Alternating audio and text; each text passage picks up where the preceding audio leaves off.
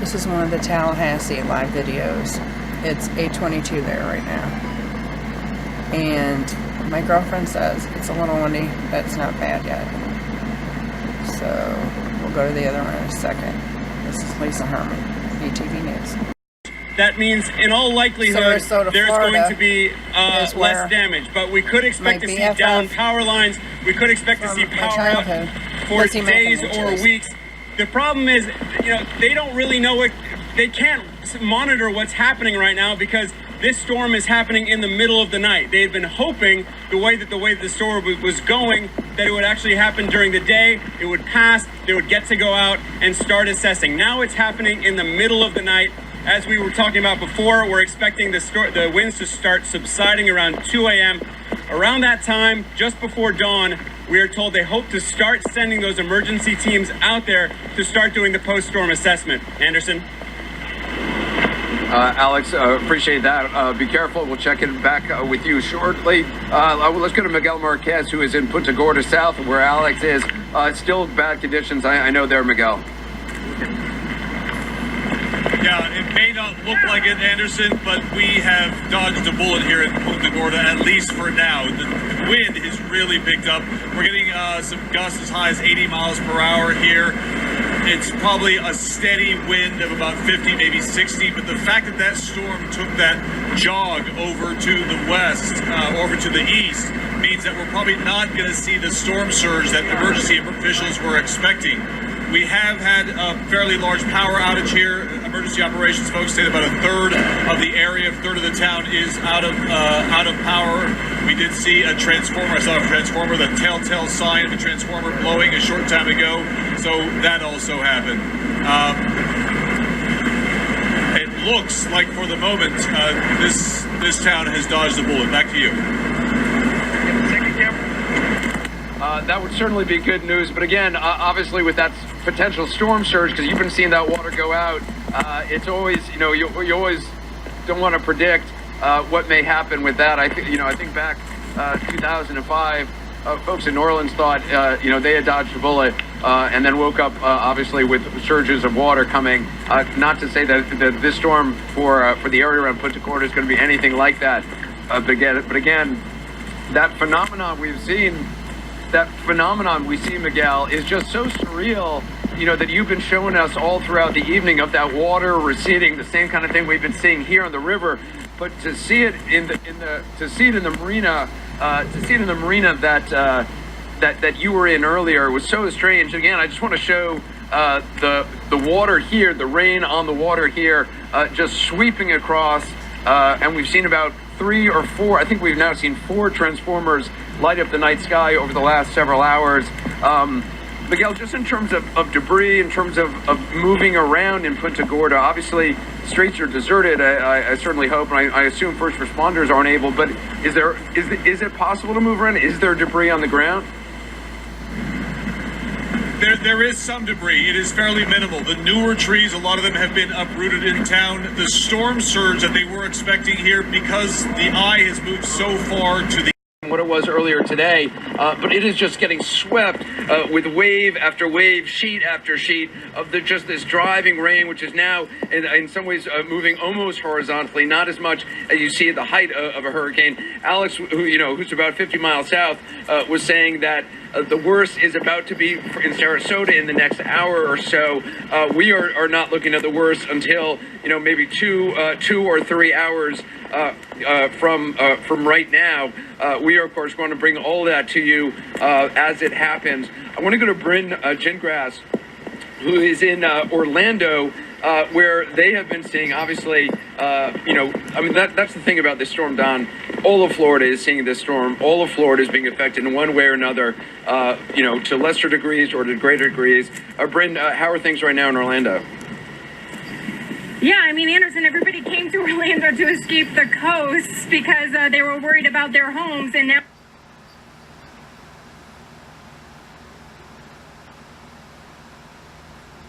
we're getting really hammered with some sort of weather at this point. Like I said, look, the wind kills. Somebody continue to pick up here. We're just south of the airport, and you can really feel This is Lisa Herman, VTV. the swirl coming Continuing through. I want to coverage say of Hurricane earlier on Irma. we thought they were maybe 20, They're having some really bad problems because the storm's 30 mile per hour wind gusts. But maybe as we're talking to our weather department,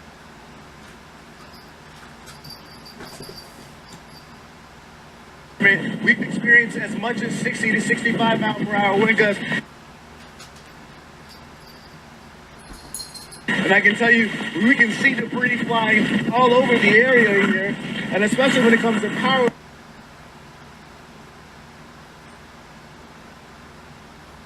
The good news here, though, is power has not been shut off, and we haven't seen any major damage to any roofs in the nearby area. Anderson.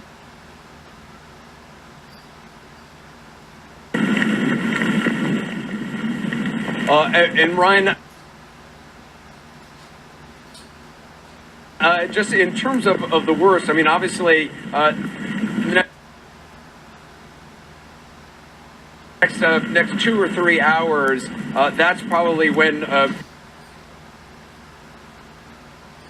previously we've been told in this area it'd probably be around 11 o'clock. So the way Why does it say 9:55 there? the storm is sort of dissipating, it's hard to know at this point. What are you hearing in terms of, what are you expecting in terms of when the worst is going to be? Well, you know what? Here's one of the things that we want to talk about. One, we have a...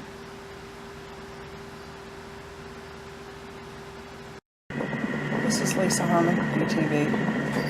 It is 10:02 in Florida, and that's where my girlfriend is. And it doesn't look bad at all. The storm is really moving slow, and I don't know if that's a good thing or a bad thing.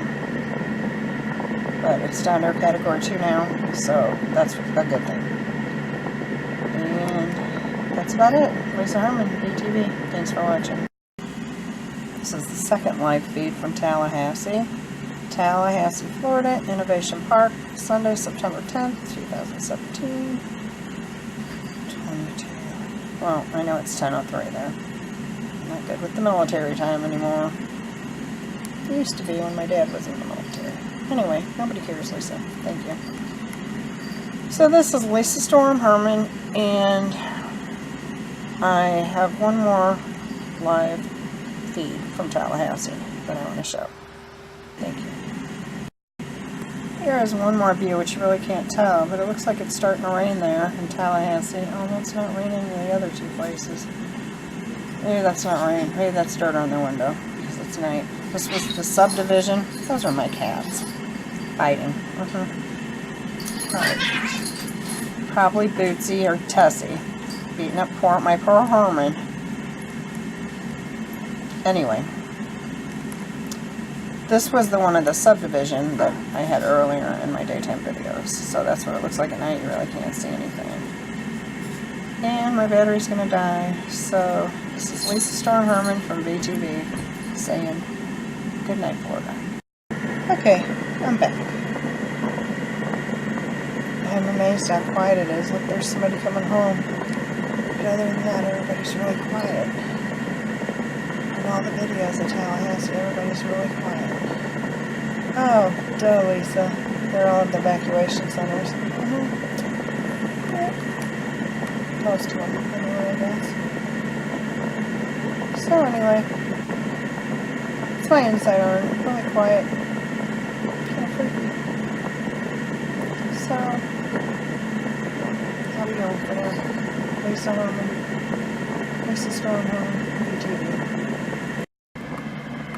It is 9:21 a.m. This is Lisa Herman, VTV News, and my continued coverage of the hurricane.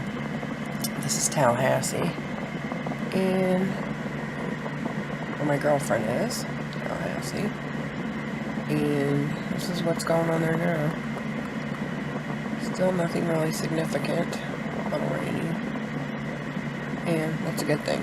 So, peace out. This is the second camera in Tallahassee.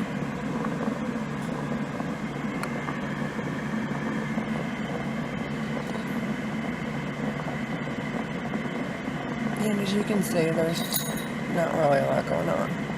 But I just thought I'd show it because, well, just because. Sorry, I just woke up like 5 minutes ago. Lisa Herman, VTV News. Lisa Storm Herman. And this is the last view they have of Tallahassee on YouTube that I can find anyway.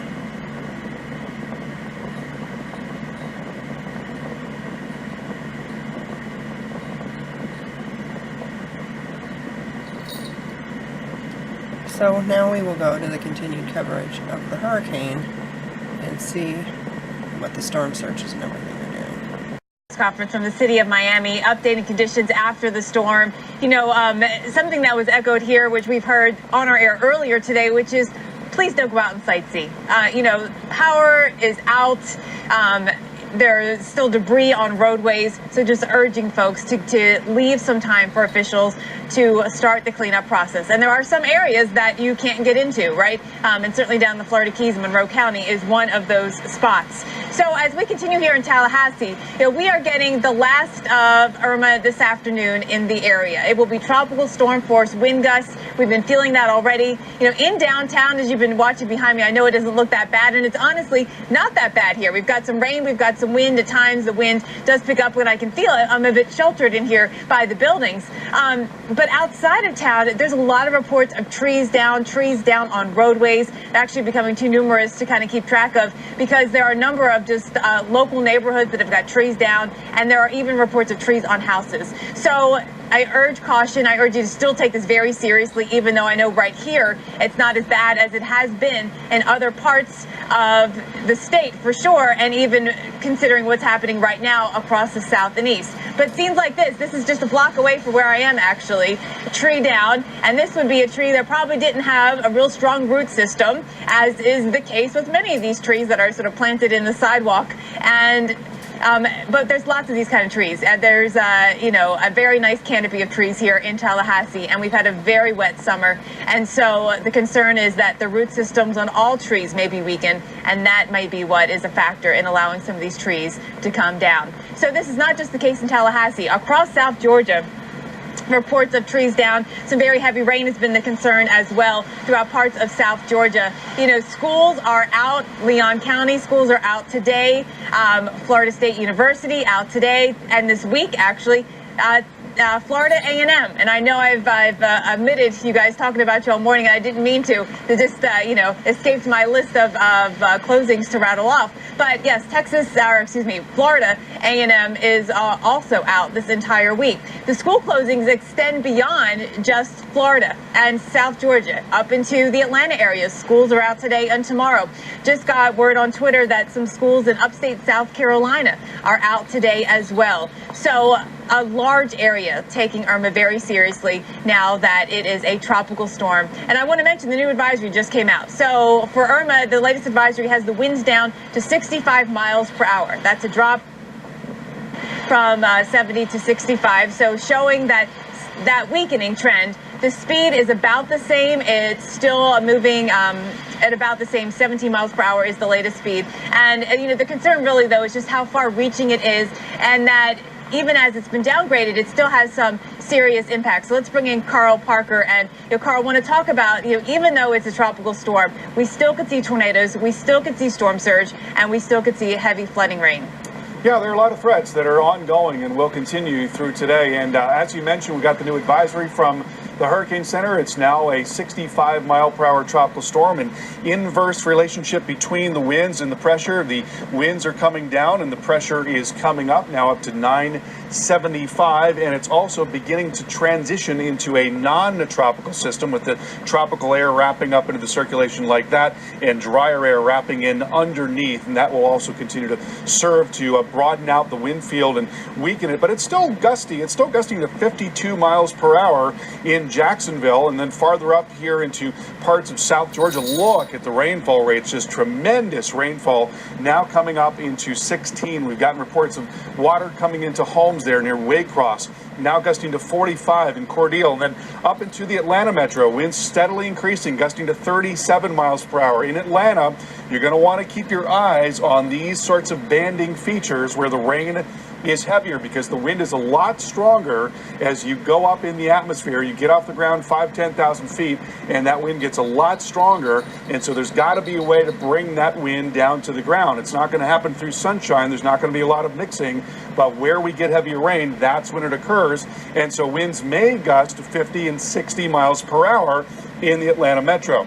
So a lot of different threats, as Jen mentioned. As we look at the model forecast going forward, we take it into early afternoon. We're still seeing that very heavy rain through a lot of southern and eastern Georgia. Winds picking up in Atlanta. We've got a tornado threat with this line of individual discrete cells coming into parts of Georgia and South Carolina. And then we'll take it into late afternoon and early evening. Now, around this time is when the rainfall rates are going to be heaviest in Atlanta, and that's when you'll see the strongest wind gusts, when that wind velocity is going to be transferred down to the ground. You notice the rain does let up there into southeast Georgia, so that should help to improve things a little bit. But we've also got at this time a very strong onshore flow, and that's bringing up the water levels right along the coast there. So you've got storm surge flooding to be concerned about, even as the water is trying to run back out to the ocean because of all that rain. The flow is going to be pressing the wind up against the coast, and that's just going to make things worse in terms of storm surge flooding along the coast there. And then we go into late tonight. We're still seeing some stronger storms in South Carolina, but the whole thing really beginning to broaden out and beginning to loosen its grip. Certainly that's going to be the case by tomorrow morning. No change to the warnings here. Tropical storm warning still in effect for just about the entire state of Georgia, parts of South Carolina, a lot of Alabama. So that's where tropical storm force winds are expected.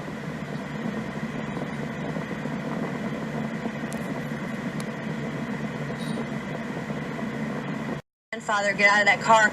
So it can happen really quick. You can drive into these areas, these flooded parts of these roads, and get stuck, and your car is going to start getting flooded. So it's a big issue. And again, when I was talking to the LCSO deputy, I want to show you the street signs here. He told me that actually A&W Bald and McGregor, they have most of their street signals up there. There are some intersections that don't have their street lights. There are some intersections that have the down power lines that are covered in trees, so covered in water. So right now, this area, I do not recommend driving down. It is receding a little. That is the good news here, but it is not receding enough for it to not be a bigger risk than you should be taking. Again, we are watching traffic out here, making sure that these floodwaters, they are receding to make sure you get to where you need to go safe, but we're not recommending that you get on the roads right now. All right, reporting live in Iona McGregor, Amanda Skripchak. Back to you in the studio. Thank you, Amanda. In just about 40 minutes, the city of...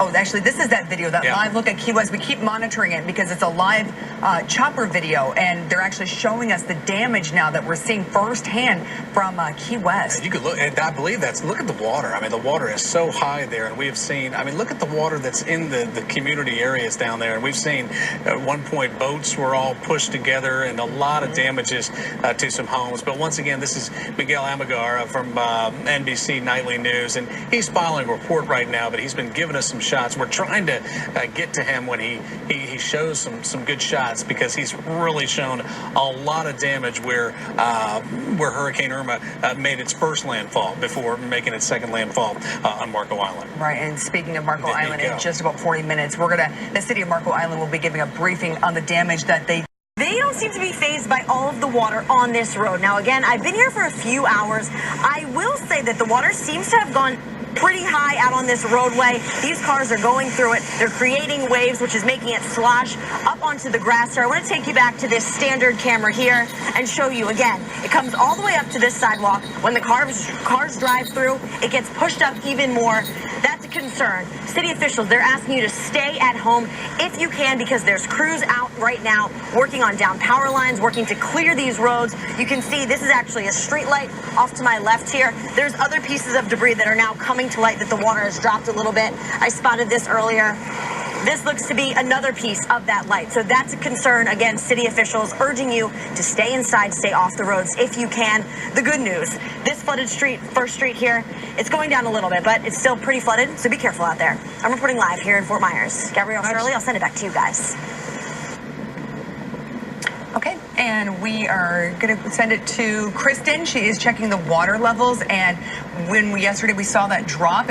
Palm fronds and giant tree trunks that were laying across 7th Ave South. You can see they're actively working here. It's really a community and city effort to get this all cleaned up today. They're cutting these branches and pushing them all to the side so later on this can all be picked up and moved out of the way. Now, earlier this morning, residents told me that they had more than a foot of water out here, and clearly that all has essentially receded. We're seeing some standing water, but other than that, it's pretty much clear, other than all of this debris that still needs to be picked up. Live in the First Alert Storm Tracker, Christina Mendez, ABC 7. Oh my goodness. I mean, those trees have been there for a long time there. That's sad to see, but it's good to see that some of that work's getting done there. In Cape Coral, they are seeing flooding like most of Southwest Florida. We're going to send it out to Rachel Polanski, who's in the southeast part of Cape Coral. And Rachel, we've been checking in on you periodically, and it doesn't look any better out there.